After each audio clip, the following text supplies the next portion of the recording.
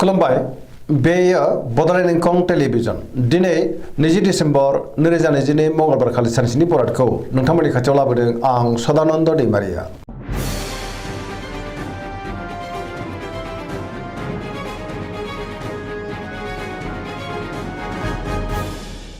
सिगां सिगां फरायनो लादों मेष राशि गिबि हांखो अ ल दिनैनि साना बारा मोजां नङा। गोसोखौ दिनै जोबोर गोनो गोथो मोनगोन। गोथों आरो गोग्गो साननो रोंनाय नङा। बयजोंबो सोंखारि जानो हागौ। गुबुननि थाखाय नाङा फाङा जेंनायाव गोग्लैनांनोबो हागौ। मावनो लानाय खामानिखौ मावफुंनो हायोब्लाबो माबा नङा माबा मोनसे गोरोन्थिबो जानो हागौ। गोसोआ दिनै जोबोर सुखुवा बुखुवा जागोन। देहाया मोजाङै थागोन। अब्लाबो नाथाय जानाय लोंनायाव सांग्रां जानांगोन। रांखावरियाव मोजां। बेफार फालांगियावबो मोजां होनजायो। आयाबो बांगोन। सोरबा लोगोनिफ्राय गाज्रि खौरांबो फैनो हागौ।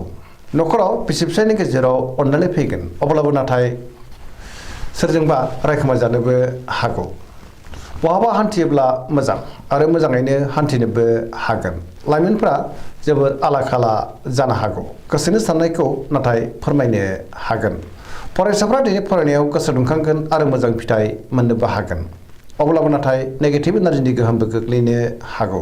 सांग्रां जानाया गाहाम। वृष राशि गिबि हांखो इ उ ब दिनैनि साना जोबोर मोजां। गोसोखौ दिनै जोबोर गोजोननाय मोनगोन। गोसोनि बोलोआ बांगोन। मावनो लानाय खामानिखौ थि समावनो आरो गोरलैयैनो मावफुंनोबो हागोन। रांखावरियाव मोजां। बेफार फालांगियावबो मोजां होनजायो। आयाबो दिनै बांनो हागौ। न'खराव बिसि फिसायनि गेजेराव अननानै फैगोन। बिदा फंबायजों मोजां सोमोन्दो थागोन। गुबुननिफ्राय थोजासे हेफाजाब मोननो हागौ। देहाया दिनै मोजाङैनो थागोन। अब्लाबो नाथाय जानाय लोंनायाव सांग्रां जानांगोन।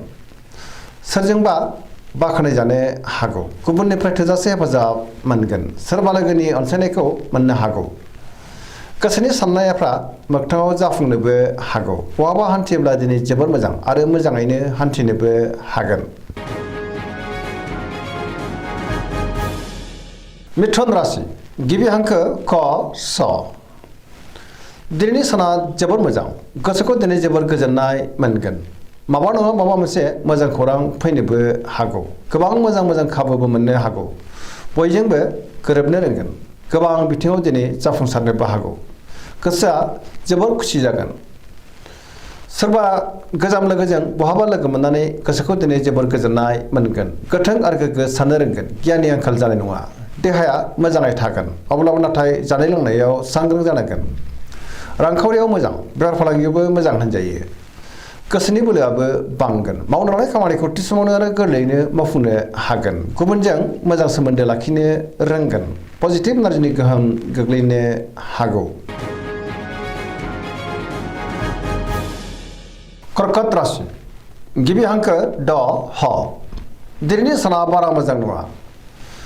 सोरजोंबा नांलाय खमलाय एबा एना एनिबो जानो हागौ। गोसोखौ दिनै सुखुवा बुखुवा मोनगोन।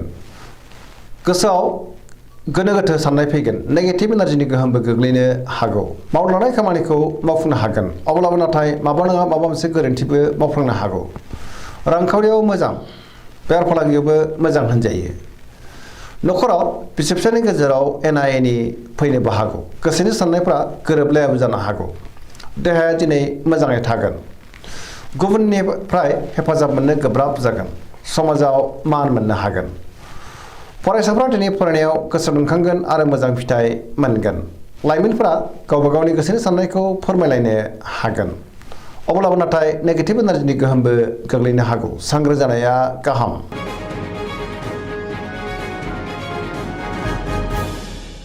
सिंह राशि गिबि हांखो म थ दिनैनि साना जोबोर मोजां। गोसोखौ दिनै जोबोर गोजोननाय मोनगोन। सोरजोंबा बाख्नाय जानो हागौ। समाजाव दिनै गोबां मान मोननो हागोन। गोसोआव गोग्गो आरो गोथों साननाय फैगोन। गियाननि आंखाल जानाय नङा। मावनो लानाय खामानिखौ थि समावनो आरो गोरलैयैनो मावफुंनोबो हागोन। सोरबा लोगोनिफ्राय थोजासे हेफाजाबबो मोनगोन। बहाबा दावबायनो एबा हान्थिनो खाबु मोननोबो हागौ। रांखावरियाव दिनै जोबोर मोजां। आयाबो बांगोन। बेफार फालांगियाव जोबोर मोजां मुलाम्फा मोनगोन। गोसोनि साननायखौ दिनै गुबुननो फोरमायनोबो हागोन। न'खराव अननानै फैगोन। बिदा फंबायनिफ्राय थोजासे हेफाजाब मोननो हागौ। गुबुननि गोसोखौ दिनै गोरलैयैनो बोनोबो हागोन देहायाबो मोजाङैनो थागोन सोरबा लोगोजों बाख्नाय जानानै गोसोआ दिनै जोबोर खुसि जागोन पजिटिभ एनार्जिनि गोहोमबो गोग्लैनो हागौ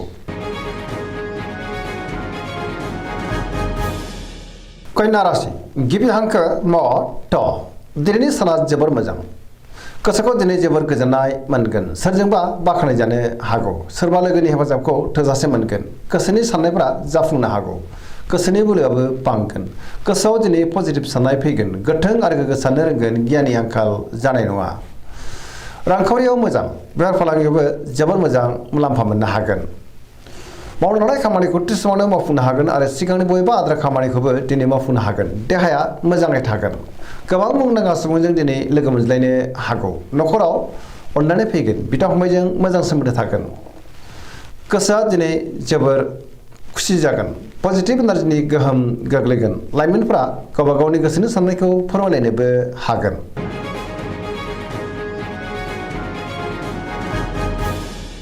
तुला राशि गिबि हांखो र ट दिनैनि साना जोबोर मोजां गोसोखौ दिनै जोबोर गोजोननाय मोनगोन गोसोनि साननायफोरा जाफुंनोबो हागौ गोसोआव गोग्गो आरो गोथों साननाय फैगोन मावनो लानाय खामानिखौ थि समावनो आरो गोरलैयैनो मावफुंनोबो हागोन देहाया मोजाङै थागोन रांखावरियाव मोजां बेफार फालांगियावबो मोजां होनजायो गुबुननि थाखाय गोबां मोजां खामानि मावनानै होनोबो हागोन न'खराव दिनै बिसि फिसायनि गेजेराव अननानै फैगोन समाजाव बयजोंबो अनसायजागोन बहाबा थाङोब्ला दिनै जोबोर मोजां आरो मोजाङैनो हान्थिनोबो हागोन सोरजोंबा बाख्नाय जागोन गुबुननि थाखाय गोबां मोजां खामानि मावनानै होनो हानायनि उनाव गोसोआ दिनै जोबोर खुसि जागोन लोगोफोरनि हेफाजाबखौ मोननो हागोन गोदान थांखि लानो रोंगोन आरो गोदान खामानियाव आखाइ होजेननोबो हागोन फरायसाफ्रा दिनै फरायनायाव गोसो दुंखांगोन आरो मोजां फिथाइ मोनगोन लाइमोनफ्रा गावबा गावनि गोसोनि साननायखौ फोरमायलायनो हागोन आरो पजिटिभ एनार्जिनि गोहोमबो गोग्लैनो हागौ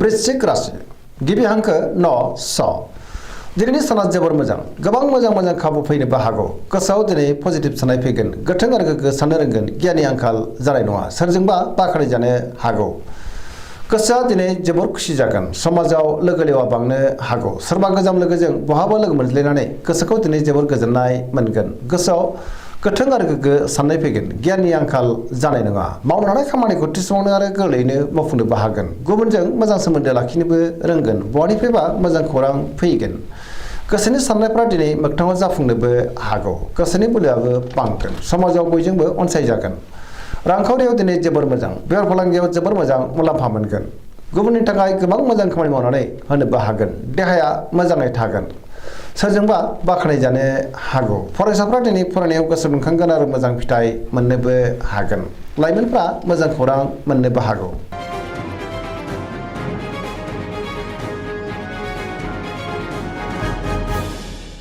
धनु राशि गिबि हांखो ध फ भ दिनैनि साना बारा मोजां नङा गोसोखौ दिनै जोबोर गुलाय गुजाय मोनगोन साननायफ्रा देबार नांनो हागौ गोसोआव गोनो गोथो साननाय फैगोन मावनो लानाय खामानिखौ थि समावनो मावफुंनो हायोब्लाबो माबा नङा माबा मोनसे गोरोन्थिबो जालांनो हागौ गोसोनि साननायफ्रा देबार नांगोन रांखावरियाव मोजां अब्लाबो नाथाय खरसायाबो बांगोन बेफार फालांगियाव मोजां होनजायो समाजाव मान मोनगोन देहाया मोजाङै थागोन न'खराव बिसि फिसायनि गेजेराव एना एनि फैनोबो हागौ गोसोनि साननायफ्रा गोरोबलायाबो जानो हागौ सोरजोंबा रायखोमा जानोबो हागौ बहाबा थाङोब्ला दिनै जोबोर मोजां अब्लाबो नाथाय माबा नङा माबा मोनसे जेंना फैनोबो हागौ पजिटिभ एनार्जिनि गोहोमबो गोग्लैनो हागौ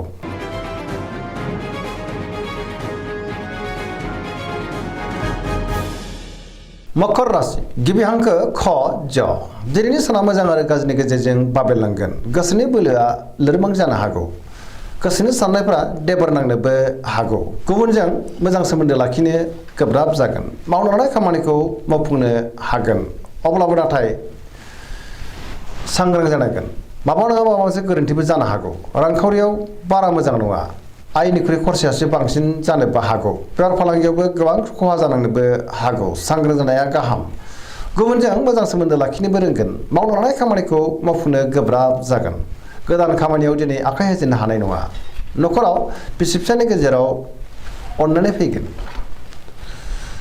देहाया मोजाङैनो थागोन सेंग्रा सिख्लाफ्रा गावबा गावनि गोसोनि साननायखौ फोरमायलायनो हागोन अब्लाबो नाथाय नेगेटिभ एनार्जिनि गोहोमबो गोग्लैनो हागौ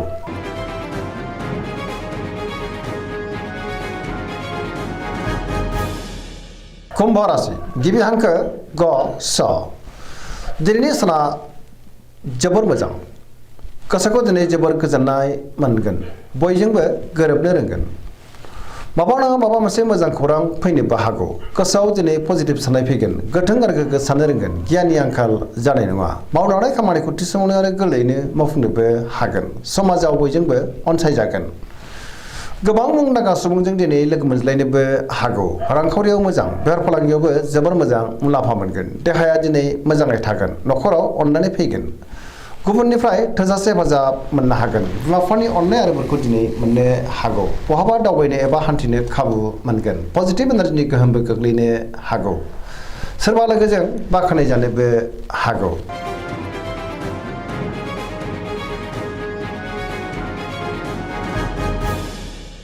मीन राशि गिबि हांखो ड स दिनैनि साना जोबोर मोजां गोसोखौ दिनै जोबोर गोजोननाय मोनगोन गोजोन आरो गाहाम थासारिखौ मोननो हागोन सिगांनि बबेबा जेंनाखौ दिनै सुस्रांनो हानानै गोसोआ दिनै जोबोर खुसिबो जानो हागौ गोसोआव पजिटिभ साननायबो फैगोन गोसोनि बोलोआबो बांगोन गावनि गोसोनि साननायखौ दिनै गुबुननो फोरमायनोबो हागोन देहाया मोजाङै थागोन अब्लाबो नाथाय जानाय लोंनायाव सांग्रां जानांगोन रांखावरियाव मोजां अब्लाबो नाथाय खरसायाबो बांगोन बेफार फालांगियावबो मोजां होनजायो न'खराव अननानै फैगोन सोरजोंबा बाख्नाय जानोबो हागौ लाइमोनफोरनि गोसोआ दिनै जोबोर खुसि जागोन आरो गावबा गावनि गोसोनि साननायखौ फोरमायलायनो हागोन फरायसाफ्रा दिनै फरायनायाव गोसो दुंखांगोन आरो मोजां फिथाइ मोननोबो हागोन गोसोनि बोलोआबो दिनै बांनो हागौ गोसोआव साननानै थानायफोरा जाफुंनोबो हागौ सरासनस्रायै दिनै साना जोबोर मोजां आरो मोजाङैनो बारग'लांगोन दिनैनि राशि फरायनाया एसेनोसै जोबनायाव बेखौनो खावलायो जाहाथे नोंथांमोना सानफ्रामबो जोंनि बे बड'लेण्ड इंखं टेलिभिजनखौ नायबाय थायो आरो साबस्क्राइब खालामो लोगोसे लाइक खालामो आरो शेयार खालामो एसेनोसै गोजोन्थों